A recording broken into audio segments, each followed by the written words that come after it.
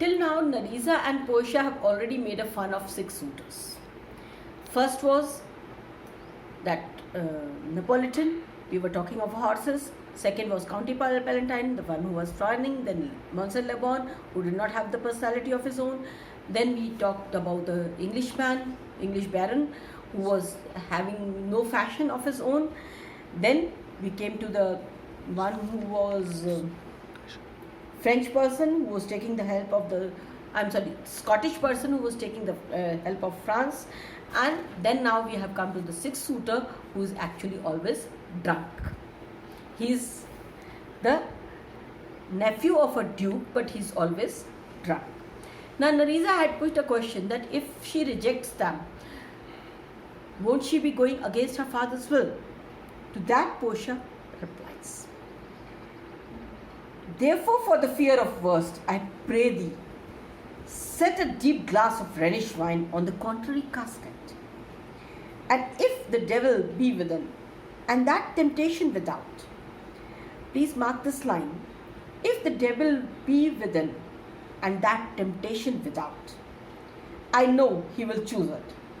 I will do anything, Narisa, or be married to a sponge. Or be married to a sponge. Again, mark this line. She says, therefore, just that I do not want to go against my father's will, do me a favor, Narisa. Go and place a glass of expensive Rhenish wine.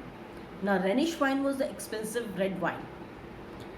She says you make a big glass, a big goblet of red wine, which is expensive, and go and keep it on a wrong casket. And if the devil be with him, and he cannot go without the temptation. Now, it is a belief that the angels are always seated on the right hand side, and the Satan is, or the devil is seated on the left hand side. And the devil keeps on tempting us to do the wrong. Now she says that if the devil is on his side and he tempts this fellow to go and have the drink, and he cannot do without the temptation, he will definitely go and choose that casket with the wine. So go and place that goblet on the wrong casket. He will choose that, he will take the drink. I will do anything, Narisa, but I will not be married to this sponge. Now she compares this man to a sponge. Just like the sponge absorbs water, she compares this man to a sponge who absorbs liquor, as if his body is a sponge and it will go on absorbing liquor or alcohol. He keeps on drinking to that extent that Portia does not want to marry him at all. Now she's actually not going beyond her father's will. Maybe if her father was alive, even he would have admitted that this is not a proper suitor. But we are not talking on those terms. We are just talking that she considers him a sponge and does not want to marry him.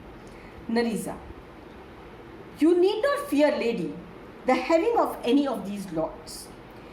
They have acquainted me with their determinations, which is indeed to return to their home and to trouble you with no more suit, unless you may be won by some other sort than your father's imposition, depending on the caskets.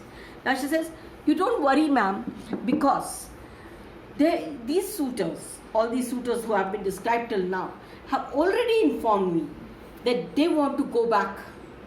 They do not want to take the challenge of the caskets. They will refuse their suit, or they will withdraw from their suit unless and until you could be chosen by any other means. By any other way, if you are chosen, fine, they'll remain. But if that same challenge is there to choose the caskets, they would like to withdraw, and they are all leaning now.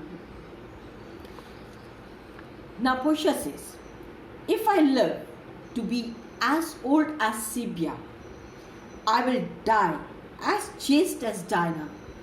Please mark this line because it has two allusions, one of Sibia and one of Diana. Unless I be obtained by the manner of my father's will. I am glad this parcel of wooers are so reasonable, for there is not one among them, but I dote on his very absence. And I pray God grant them a fair departure.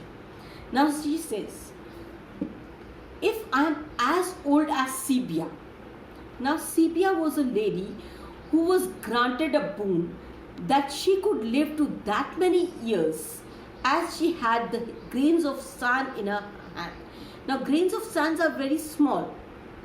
If all the grains of sand are counted and a person has a fistful of grain of sand in her hand, she'll live to millions of years. So Sibia was allowed to live million of years. Now she could be compared to the Indian mythology that Bhishma Pitama was also given a boon that he would have a wishful death. He could live up till the time he wanted. In the same way, this Sibia also could live till the time she wanted. Till the last grain of sand goes from her hand, from her fist, she could live. So she lived millions of years. Now Portia compares herself to the Sibia and she says that if I have to live as long as Sibia lives, I'll remain as chaste and pure and virgin as Diana. Now Diana is the goddess of love, chastity, purity, moon as well as love. Yes, she is the goddess of love. Now she says that if I have to live as long as Sibia lived, I'll still remain a virgin, I'll still remain pure, I'll still remain as chaste as Diana, but will not go against my father's will. If I have to marry, I will be chosen by the means of the lottery of caskets. Then she says, I'm glad this parcel of wooers are so reasonable, for there is not one among them, but I dote on his very absence. Now she says that these all suitors are being very reasonable. They have made a very correct choice that they are leaving from here. They are reasonable. And I will not miss any one of them. I won't miss any one of them. I will not be sorry about their absence. I pray to God, give them a fair departure. That they all must have a nice departure and they all must leave very fast. She is very relieved that she has not to woo any of those suitors. Nerissa. Do you not remember, lady, in your father's time, a Venetian scholar and a soldier that came hither in the company of Marquis of Montferrat? Then she says, do you remember in your father's time when your father was alive? At that time, Montferrat had come, and with him there was a Venetian scholar who had come, who was also a good warrior. Do you remember that man? Now Nerissa is pointing out to Bassanio. If Portia remembers Bassanio, she feels that he would have been a good suitor to Portia. Portia. Yes, it was Bassanio as I think. So was his call. Now Portia is immediately excited at the mention of Bassanio, but she has to control herself and she says, oh yes, it's Bassanio. I think that was the name he was called. Then she stops all her excitement and she just pretends that it's just by chance that she happens to remember that name. True, madam, he of all men that ever my foolish eyes looked upon was best deserving fair lady. And she says, yes, I also remember that he was the one who actually deserved you. He was a good suitor who actually deserves my fair lady. I remember him well and remember him worthy of thy praise.